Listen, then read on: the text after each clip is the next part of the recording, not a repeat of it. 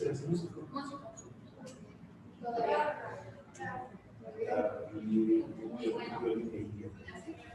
Ah, el próximo martes hay un concierto.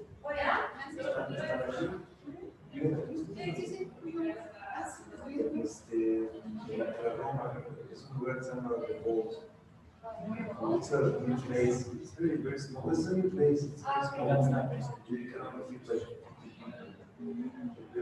you have to pay for it, so you get cheap places. It's very easy.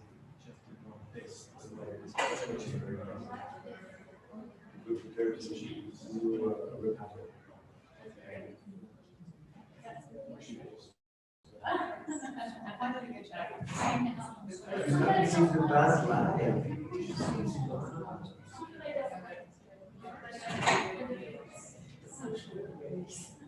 The good thing about a concert is you can just go and watch the music. exactly. The better, actually. I do like better than like a dinner. It's better. It's better than you talk about the concert, actually. Because it's super small. It's not like long like that.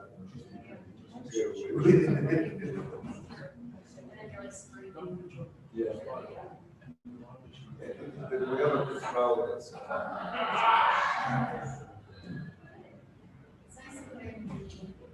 Yeah. To be all over. To be all over. People. I'll send you the invite because they have like the number.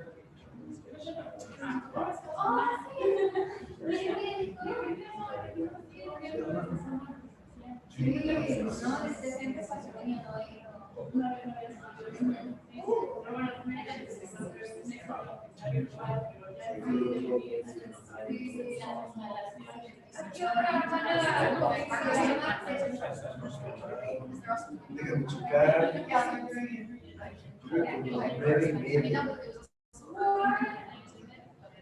Sí, that's not so late. ¿Cómo es a las 9?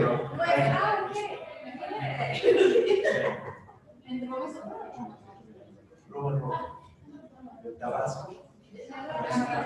Y creo que este cara de Tabasco y Frontera, Tabasco.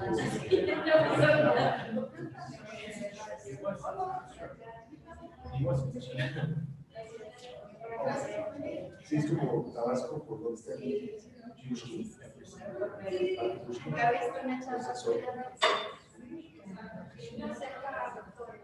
exacto.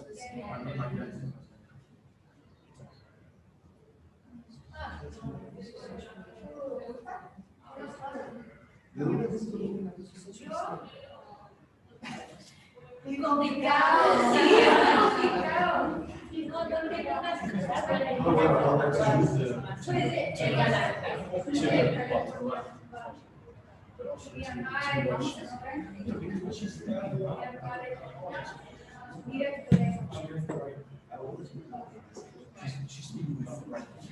Do it.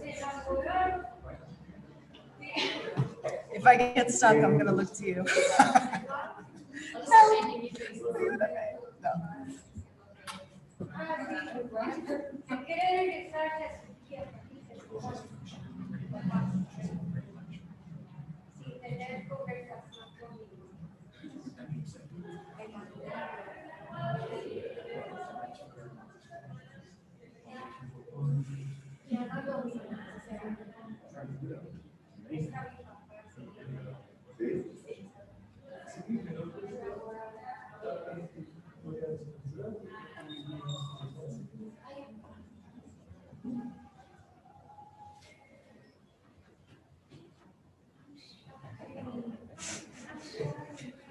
I won't bite. No. I was never good at the front. See, now you can stay in the back.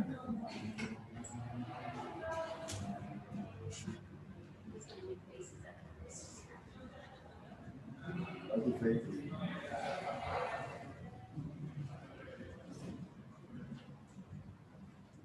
You've been to these before? I've never come to them.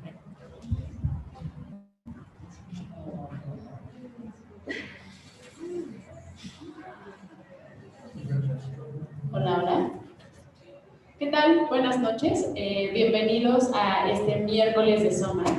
El día de hoy está con nosotras Rooney, quien es artista interdisciplinaria que trabaja con performance, escultura y instalación de nuevos medios. Utiliza el lenguaje poético, narrativo y corporal en su práctica artística para proporcionar encuentros significativos y distintos entre individuos a través de la creación de entornos construidos y colaboraciones. Ella ha participado en el Museo de Arte de Chelsea, en el Museo de la Ciudad de México, entre muchos otros. This conversation, this Miércoles de SOMA, is gonna be conducted in English, so welcome to SOMA. Muchas gracias, Carolina. Muchas gracias a SOMA por la invitación. Voy a hablar en inglés por mi charla, pero si tienen preguntas después, sí, yo puedo responder en los dos idiomas. Entonces, like Carolina said, my name is Rooney.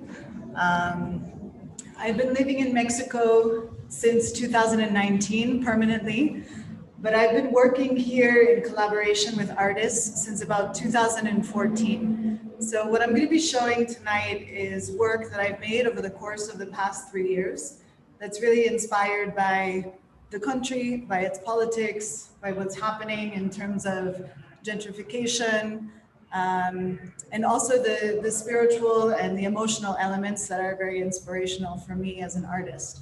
So my practice, I'm from New York. I had a very long career there before I moved to Mexico. And my practice is really triangulated between these three poles. So between language, the body, and architecture, which means that I have a background as a dancer.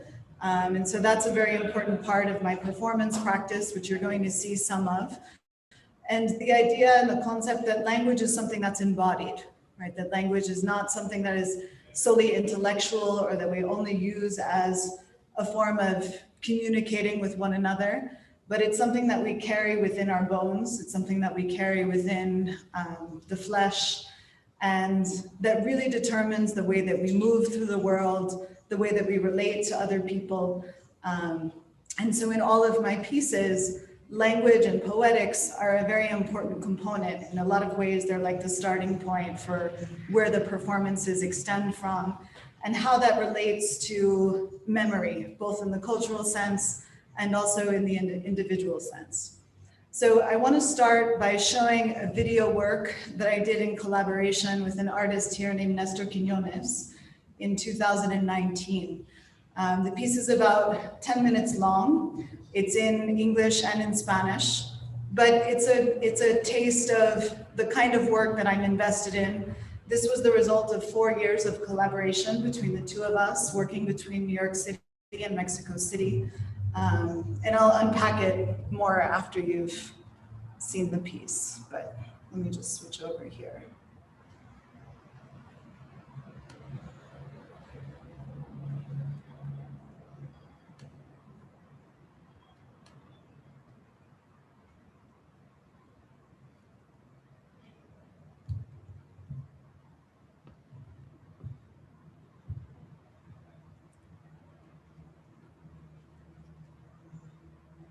Yo.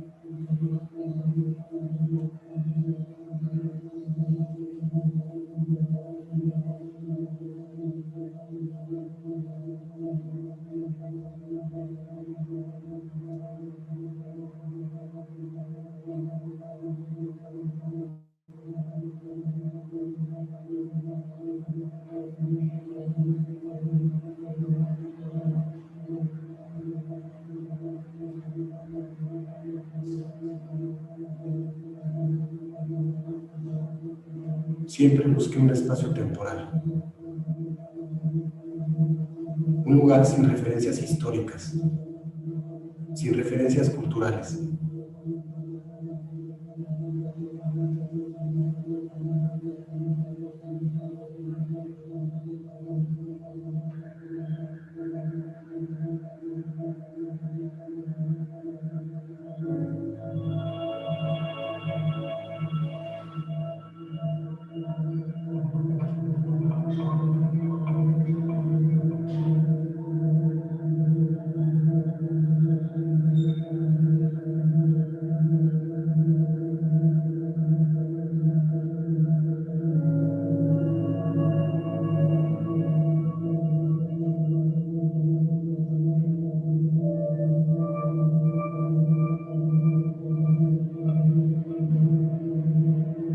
They spread like a swarm of bees, dotting the landscape with their small, dark bodies.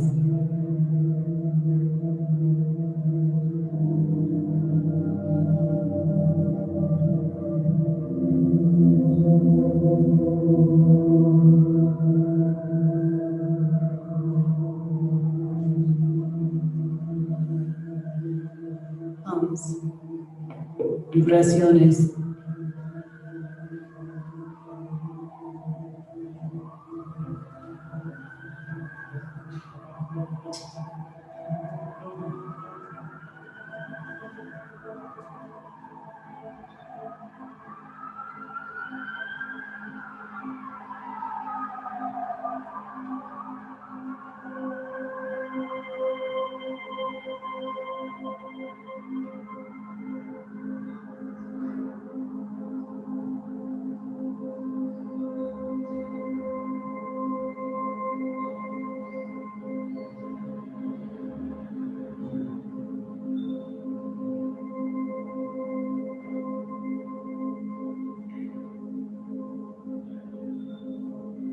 Una especie de plenitud, escudriñar en el tiempo para ser, escudriñar en el dolor para ser.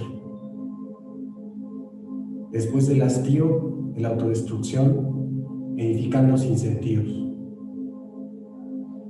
Pattern, in attempts at the organization of space.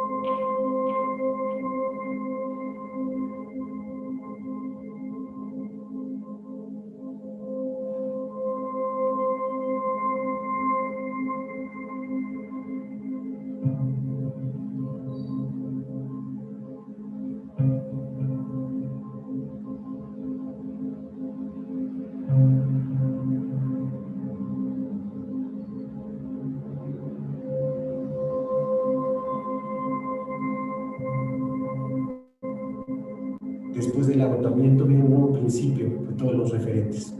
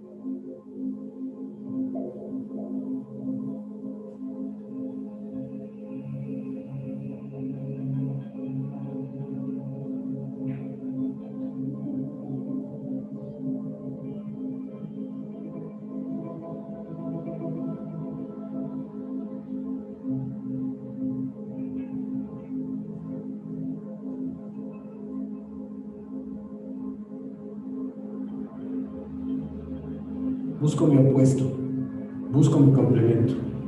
No existe.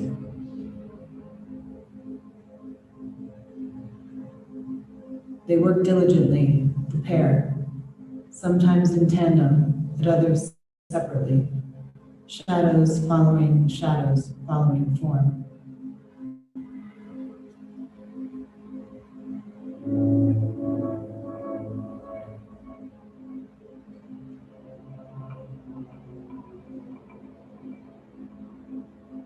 How deep the holes my language digs.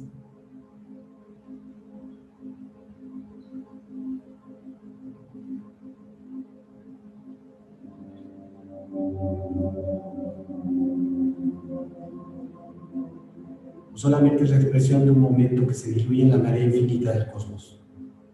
La noción de la hora confrontada con la intuición del infinito.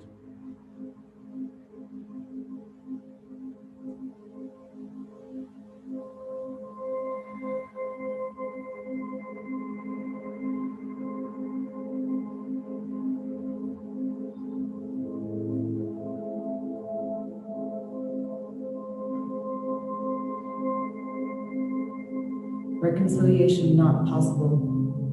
I protect my discontinuity with a sharp-tongued blade.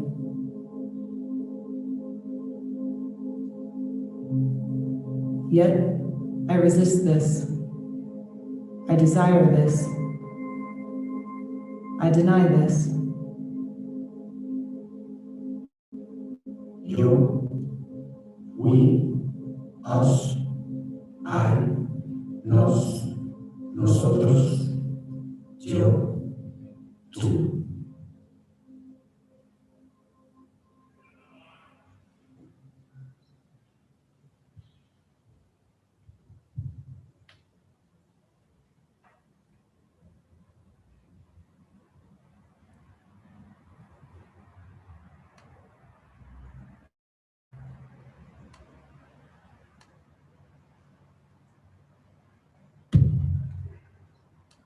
So that piece is called Trabajo de Sombra, or shadow work, which for Nestor and I was a reference both to the shamanic practice of shadow work, what it means to reincorporate aspects of the self that have been oppressed or that have been sublimated due to social conditioning, to trauma.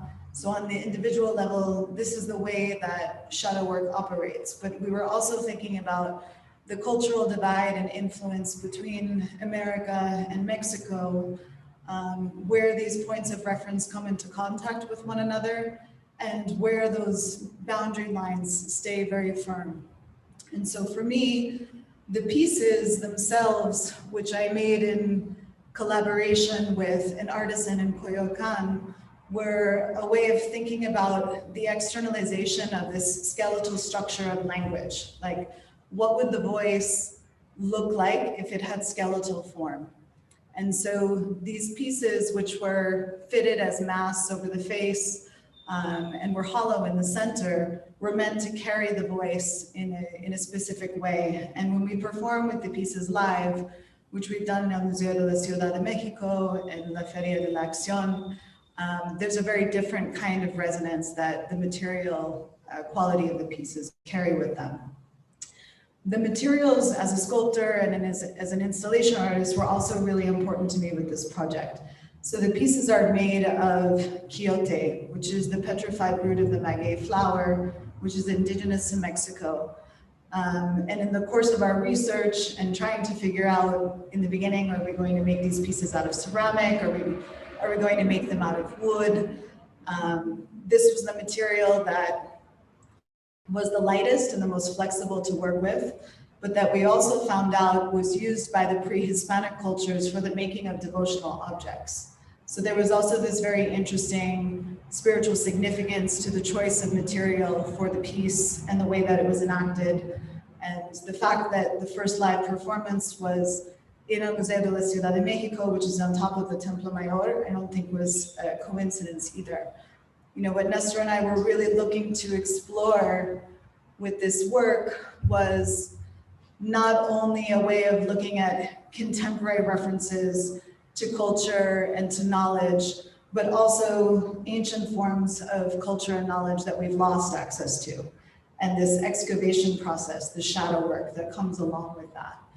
And so, like I said, this was a collaboration that we worked on for 4 years, back and forth between New York and here. But in a way, I feel like it's a piece that couldn't have been made any faster than that. It's one of the reasons why we're both blindfolded in the piece, because that 4 years allowed us to develop a sense of trust and of a way of communicating with one another that wasn't rooted in language, right? That was really rooted in more the shadow or the silhouette, and required an incredible amount of trust on the part of both of us in order to participate in a work like this, which was, I will say, almost completely improvised, except for the first 2 minutes of choreography. So we shot the 2-channel video, the black and white with the drone, and the second part in La Quiñonera, which is a space that Nestor Quiñones founded here in the late 80s for experimental art in Mexico. And we shot both of those in 1 take. So the piece is meant to be different each time.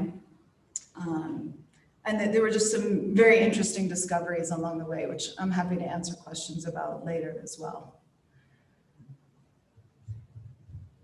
So since this was a 4-year collaboration, we obviously generated a lot of work besides just the video in this amount of time. This was a site-specific installation that I did using chapapote, which if you're from here, you know exactly what it is. If you're not, it's a form of industrial tar, which is used for the making of most of the roads and buildings in Mexico. But in its solid state, it looks like obsidian. And I was really interested in the duality of the way that the material looked and how it operates in the 3-dimensional plane. So you have obsidian, which for the ancient cultures here was an incredibly important mineral used for communication between this plane and the next. If any of you have seen the Aztec mirrors in the Museo Antropología, you know exactly what I'm talking about. So obsidian has a very powerful resonant quality to it, but the chapapote is the most base, kind of nasty industrial material that we've been able to come up with as humans. So thinking about the reality of the world that we live in now and the distance we have from the way that, you know, a material like this might have operated for cultures in the past. One thing that was really interesting about this material and this installation, which was intended to reference the cosmos, was Nestor is also a homeopath, and he, in his research, he found out that petroleum, which is what chapapote is made of, is actually what you prescribe to someone who has lost faith. So you make the petroleum into a tincture, and that's what you prescribe to them. And when we think about what our cultures look like now, especially American culture, and the lack of faith that we have, not only in some kind of higher power, but in one another, in you know, outsiders, the way that we are atomized in terms of our politics, in terms of the way that media and government determine the way that we interact with one another. I thought that that was a really important component of the work.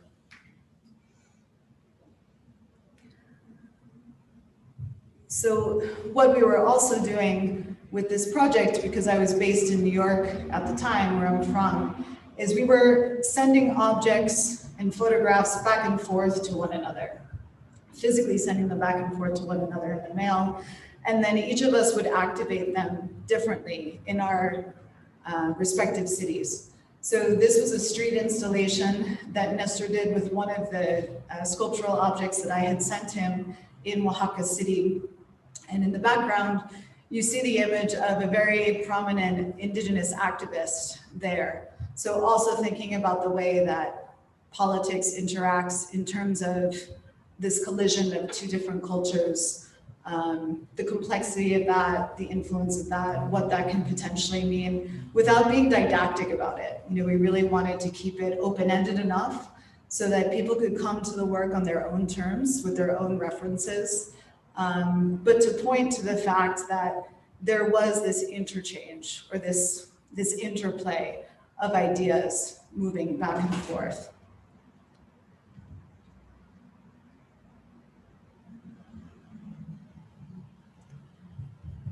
So that's a bit about the collaborative aspects of my practice, which are also going to thread through the rest of this work. But the other pieces of language and architecture I want to be able to touch on as well. So this piece is part of a series that's called Cora. Cora is a term in pre-Socratic philosophy that means the distance between 2 points. And what's interesting about this term is that in the pre-Attic texts, it was always used in the feminine context. And Cora in the feminine context was very open-ended in terms of what that space could mean. It was not just a void or a space between two territories, but it was a generative space from which things sprung, from which things could be realized.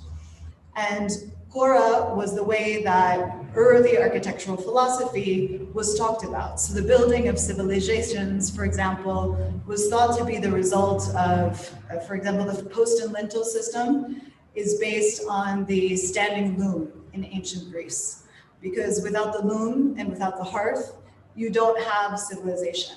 And so there's this very intimate connection between women's work, the role that women played within the community at the time, and early architectural philosophy. And this idea that civilizations are born and they die, that they are something that is woven in time. They're not something that's static or fixed. By the time we get to Plato, Cora is still used as a term that denotes a distance between 2 points, but now it's used in the masculine context. And it literally means the space between two territories or two geographies. And so we have a shift in the way that architecture is thought about. And we see the rise of the monuments, of classicism, of permanence, and of patriarchy. And so for myself, obviously as a woman in the world, as someone who identifies as a woman in the world, the way that architecture determines how we move through space is not neutral, right? The spaces that we build are gendered, absolutely. They are spaces that can either oppress or can elevate particular groups. And so with this body of work, I was really looking to unpack and unravel these classical associations that we have with architecture as a way of feminizing those spaces and trying to think more openly about how we move across borders or how we move across boundaries. So just like in the performance work, in these pieces, I'm using my own body as a way of referencing this feminine quality, turning things upside down, flipping them on their head. In this piece, the geometry is a reference to colonial architecture that we see all over a city like Mexico, for example, but that's also disappearing as a result of gentrification. And in pieces like these, which are actually on wheels, they're meant to be moved around the space, to be interacted with by performers as a way of deconstructing the fixed or timeless monument as we would normally associate ourselves with. So there's a number of objects that make up this series. This is a performance still from another piece that was related to the Cora work. And then around this time, I was doing a residency in Italy, which was kind of like going back to ground zero for where these patriarchal notions of architecture were originally born. And so I was photographing Roman sites, ancient Roman sites in Brescia and Milan, and then intersposing my body within this context, and also using the line as a reference to this idea of weaving that I was saying before, the early pre-Socratic philosophies of architecture that were very much, attached to the idea of the standing loom. So this notion that we are responsible for building the spaces that we inhabit, but also for unbuilding those spaces. And once we unbuild them, what do they look like?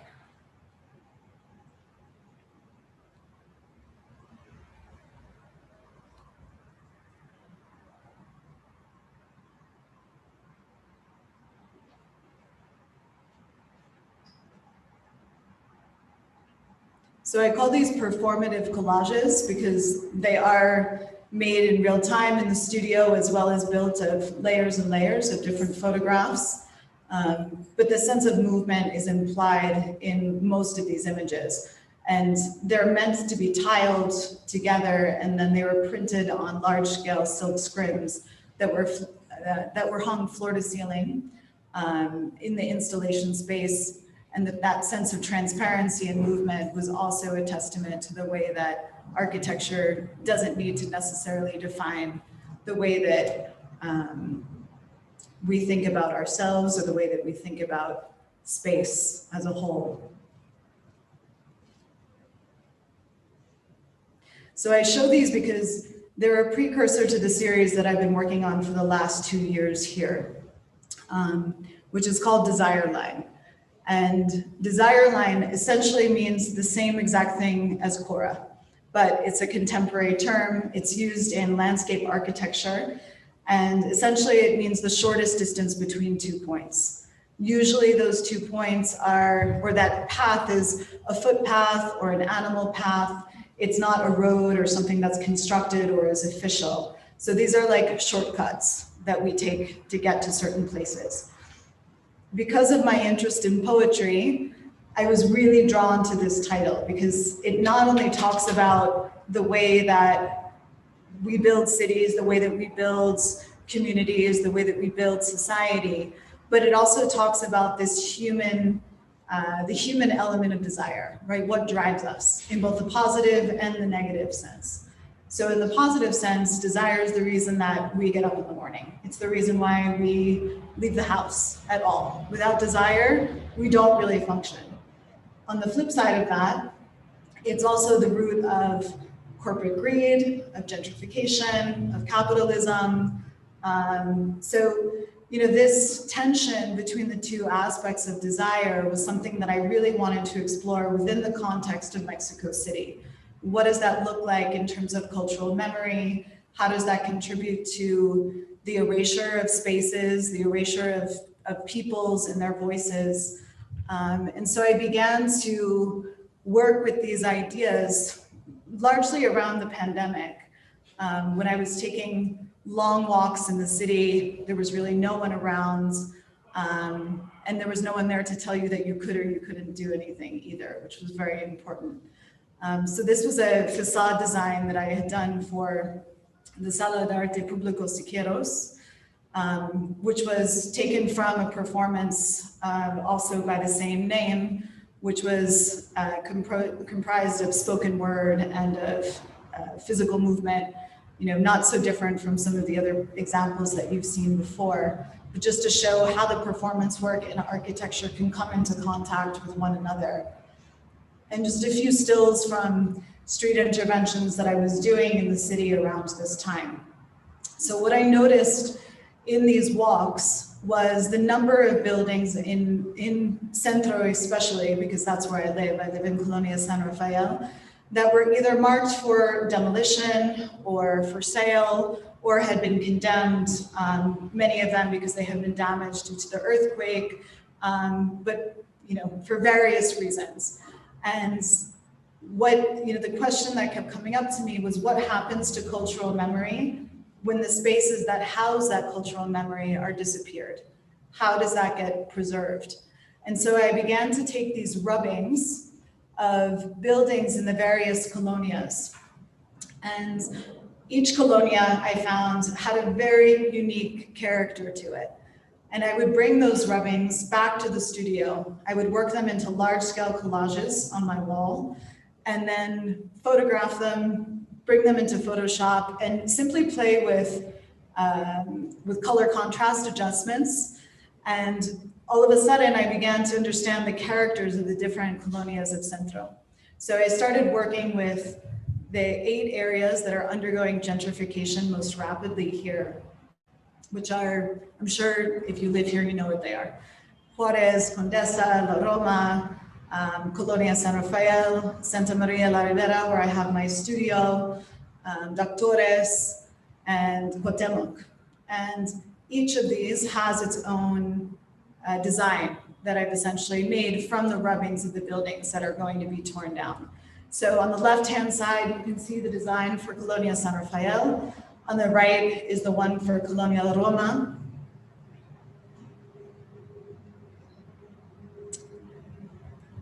This one is for Santa Maria la Ribera, which is one of the older barrios in Centro, and also one of the places where you see a lot of this very interesting graffiti.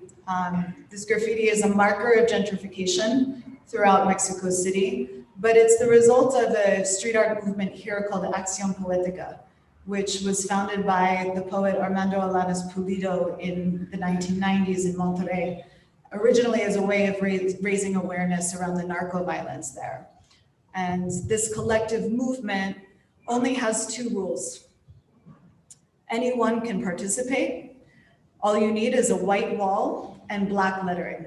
And the phrases have to either be uplifting or they have to challenge the status quo in some way. And right down the street from my studio, there's a number of these graffitied messages that are written. This one says, más vale nunca que tarde. So it's a play on words, better never than late, instead of better late than never, which is obviously speaking about the gentrification process and this erasure of cultural memory in the city. And so I incorporated that into this design for Colonia Santa Maria la Ribera. I'm going to talk a little bit more about Axiom Politica in a few moments, but I'm just going to show you the designs that I have for now. This is Colonia Condesa, which is much more gentrified, much more advanced in terms of, what the modernization process looks like there, which I think is reflected in the angles and the patterning that's part of this piece. Now, what I'm doing with all of these, which is the most important part, is that I'm translating them into handwoven tapestries.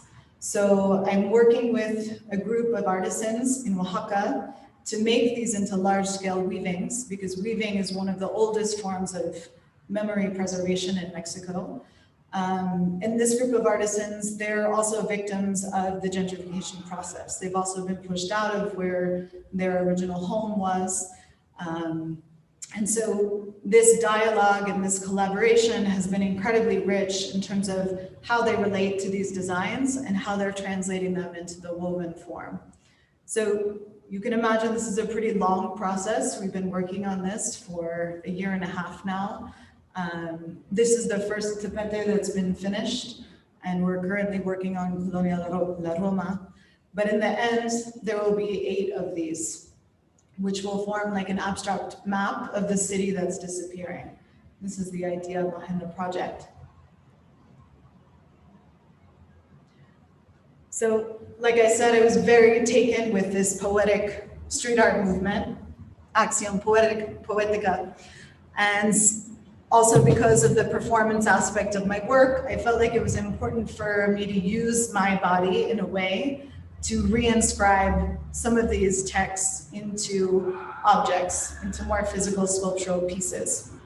And so what I've been doing is collecting the Axiom Politica phrases from all over the city.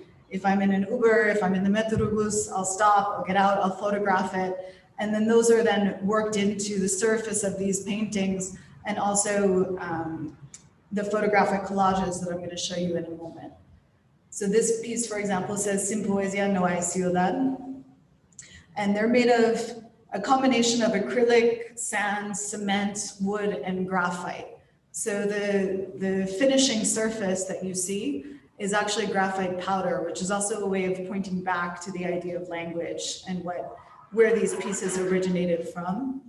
There's a total of 3 of them in this aspect of the series.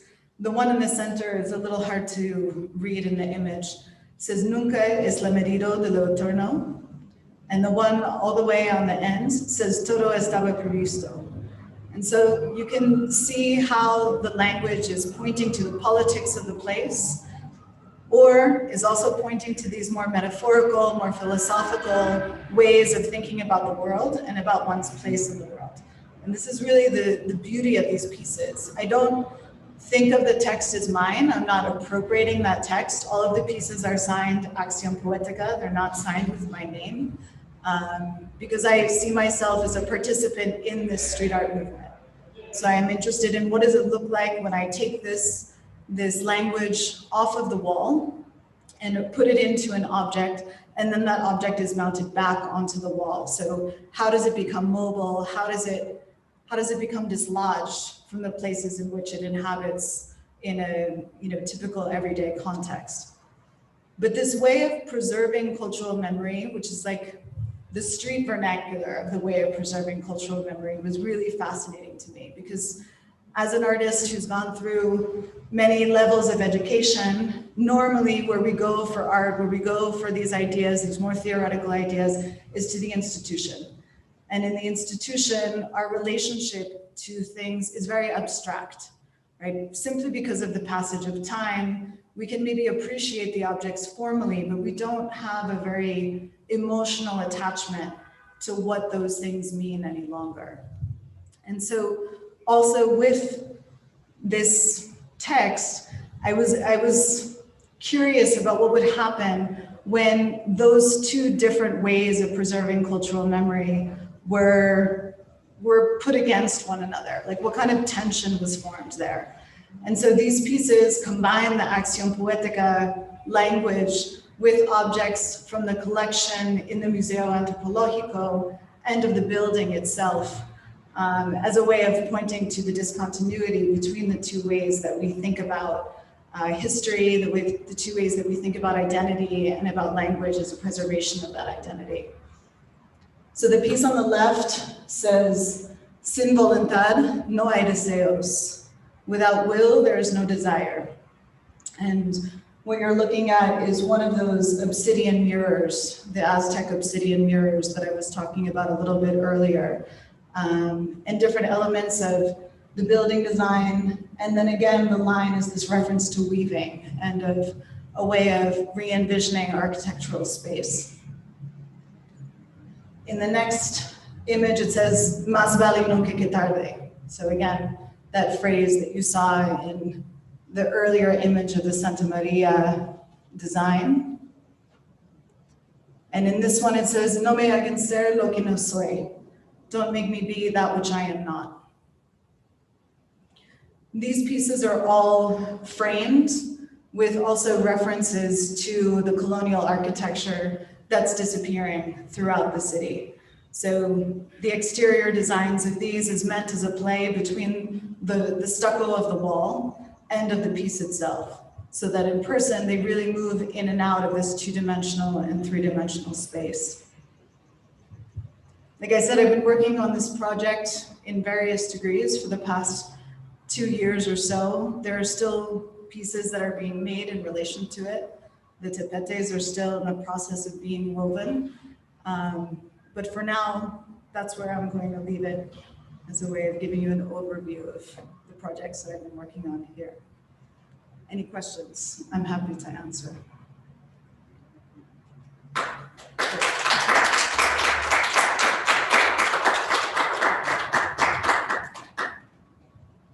Yeah. Should I pass the mic around? Or? Okay. So one thing I really noticed in your work was the absence of color and the dominant use of a black and white palette, including almost the exclusion of any like tonality of gray in between black and white. And so I wanted to know if you could speak to that and the decision, the process behind that decision, and how that sort of informs the themes in which you're working with as well. Mm-hmm.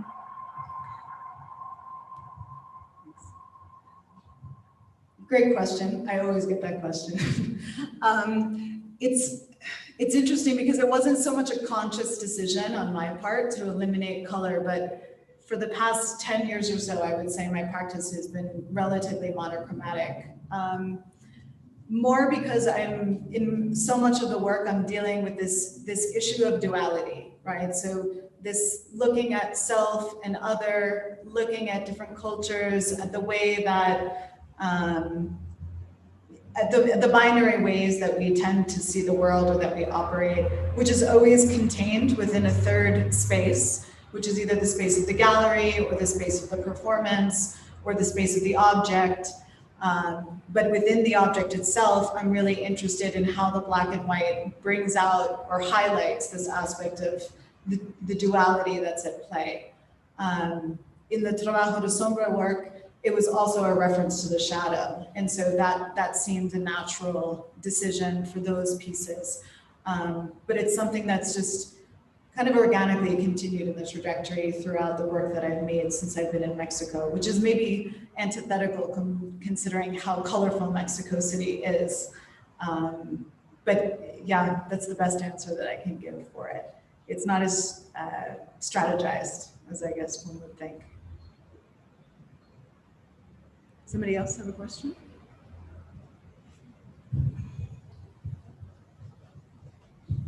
Hi, thank you. I was really interested in the presence and the use of hands, well, most explicitly in core, but also almost subliminally, even in the desired lines. That even the way that the text is formed is very handwritten or almost finger-written. And there's an element of almost like a fingerprint in a lot of these works, in the way that they're described. I think of this lecture of Heidegger, where he says that like the conscious being is one who uses their hands. I wanted to ask if you could speak on more on this use of hand and also its retraction, because I was interested in the way that I mean it seemed almost also with the first art piece that even the use of the voice line, it was almost like a stretching of a hand in some way, a handshake at times. I just wanted to ask if you could speak more on the presence and almost absence at times of the hand.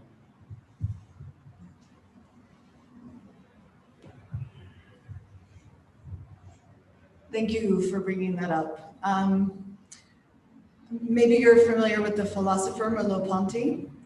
But he has a wonderful way of talking about perception, which is the two hands touching one another, and that the way that perception is formed is not only from the outside, which is what we see when we look at the two hands touching. We understand that they're touching one another because we can see them touching one another, but because of the way that we feel the touch from the inside of the body.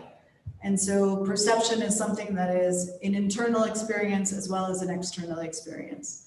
And that's something that I'm very interested in playing with in all of the work that I make. Since it is so much about perception, since cultural memory is so much about perception, memory in general is about what we think the memory is, not necessarily what happened, right? The more times we recall a memory, the more times it changes. And so there's this malleability that's attached to it, which is also where the movement and performative part of the works come into play, because it's memory, even if it's something that has been written down or something that's been passed down, is never, ever fixed. And so the hand, in a way, is I mean, for me, it works metaphorically to talk about these ideas, you know, maybe not from a philosophical perspective, but from a more embodied perspective. And I think it's, with my background training as a dancer, it's something that I was always made very aware of in terms of how powerful the hand can be. I mean, if you know the early work of Iran Rainer, for example, the hand is almost all you need in order to express an idea. And for me, that's something that is very, very minimalist in the way that I approach it, but also very full in terms of how many ways I can approach the idea from different angles. My family's also Italian, so we talk with our hands a lot, which could also contribute to it. But yeah, the hands are something that at times is an intentional motif in the work, and then at others is really coming through subconsciously, I think, for me. I mean, in most of what I'm making, there's this very delicate dance between the two, so that, you know, things don't become overly didactic as well. Thank question from YouTube. Uh-huh. I'm gonna read it. Ernesto says, hello, what do you think of recycling spaces within the art world and for the exhibitions that in gentrified areas are prohibiting from showing the room? That happens a lot here. So the question, what do I think about how these spaces are being repurposed for art exhibitions, for art fairs? It's a complex answer to a complex question. I think that these spaces it's important for them to be part of the artistic community. I think it's important for them to be activated by artists. At the same time, I think that developers are very aware of the fact that artists make these spaces cool, that they make the neighborhoods more desirable. I think the artists are often being exploited within that contract. And yeah, it's a double-edged sword. It's a double-edged sword for sure. It's not to say that everyone is going to have access to a formal white cube gallery. And so I do think that that kind of format allows for more, guerrilla type of projects and more experimental sort of things to be done, pop-up shows, which is wonderful for us to be able to see, so that we're not only relying on the institution for the exhibition of art, but yeah, there's a flip side to it, absolutely.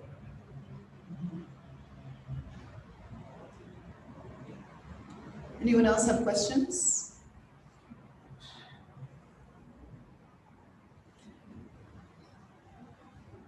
Okay. I'm happy to speak about collaboration, what it's like to collaborate with different groups of artists, or what it's like to work in Mexico as an American. When I first started working here, not really knowing the language very well, it was a very interesting experience. Okay.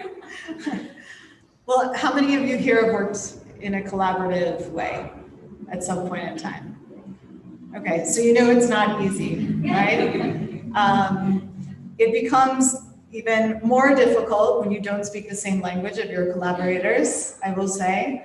But there's a lot of rewards in that process. Like I was saying with Nestor, when we first started working together, I spoke literally no Spanish, and he understands English, but he doesn't really like to speak English. And so we had to find a different way of communicating with one another.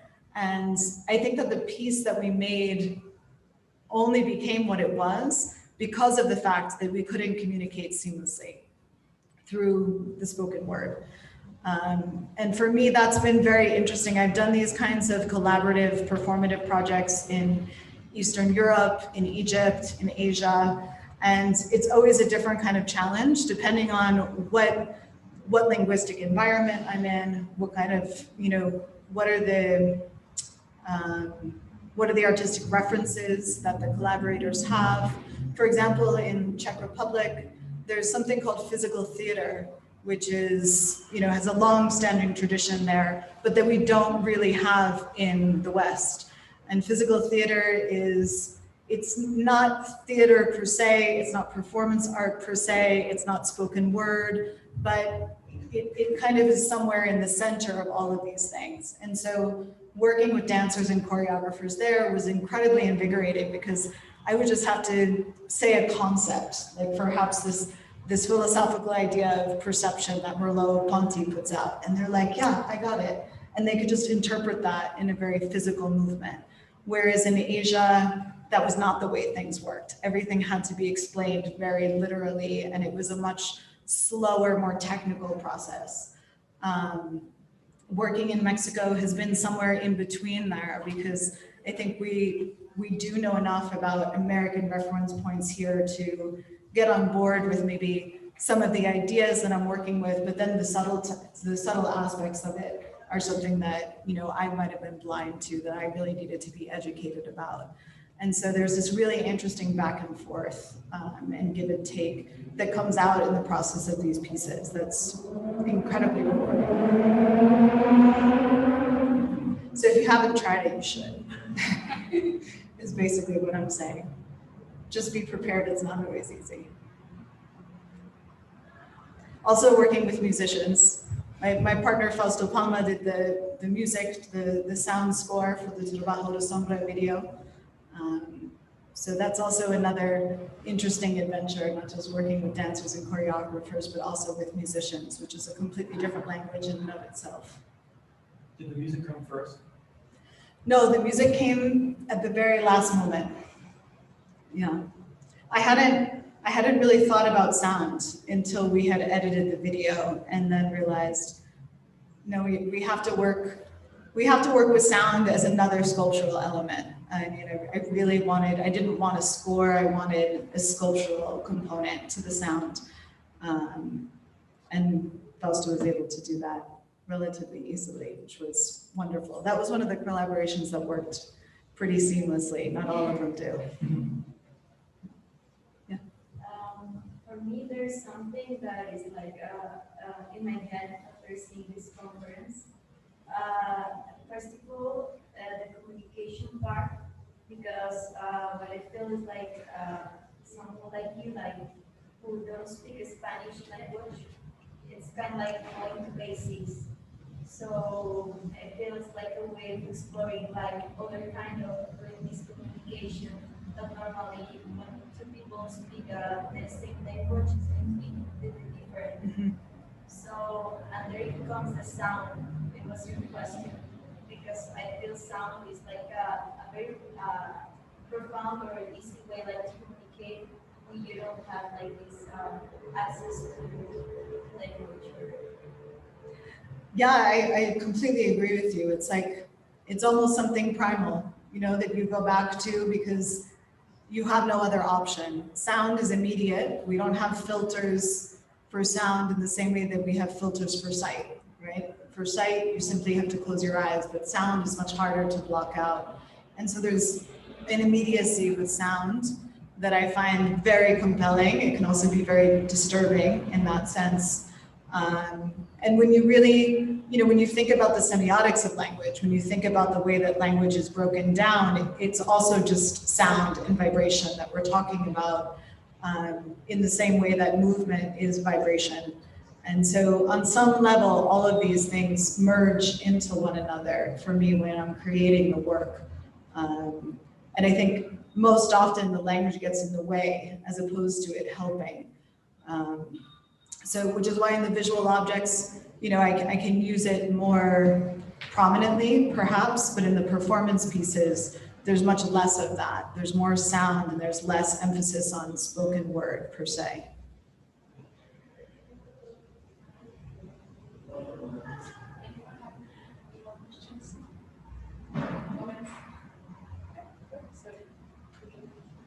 Pues, muchas gracias por venir. Have a good day.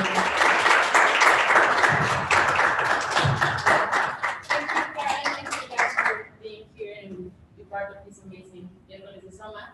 I want to invite you all to the next Miércoles de SOMA. It will be a good presentation, APCDS5, with Laura Orozco, Alfonso Santiago, Fabiola Isa, Natalia de la Rosa. It will be amazing. This Miércoles de SOMA will be in Spanish, so. But thank you for coming. Thank you.